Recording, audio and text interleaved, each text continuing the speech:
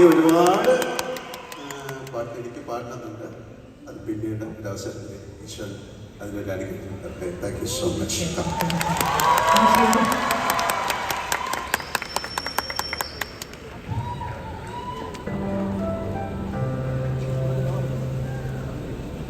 നമസ്തേ പറഞ്ഞു. നമസ്കാരം.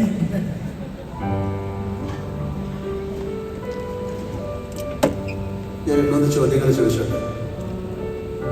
എത്ര വർഷമായി പാടാൻ തുടങ്ങിയിട്ട്? 47.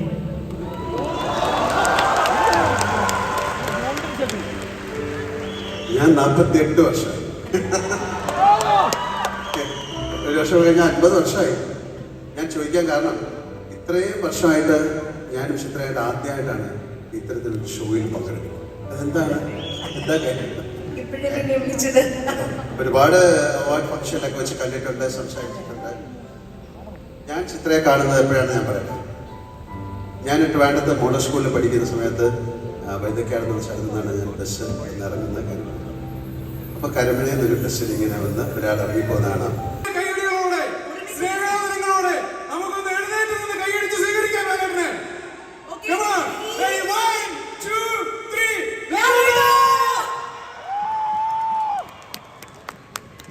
Shabir Ahmed, can we have you on stage? Mr. Ahmed Shabir.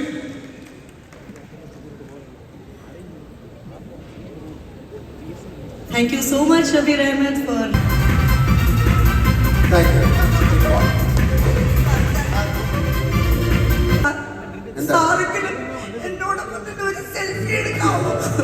അങ്ങനെ മാഡത്തിനെ പോലൊരു ഫൈറ്റർക്കൊപ്പം സെൽഫി എടുക്കണം ഞങ്ങൾ എല്ലാവരും.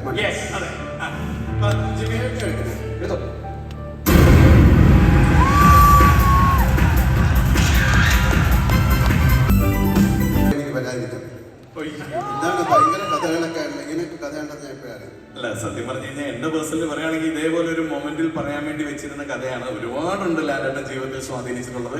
അതൊക്കെ ഇനിയൊക്കെ മറ്റൊരു അവസരത്തിൽ പറയാം എന്നുള്ളതാണ്. അവസരത്തിൽ ഞാനും പറയാം.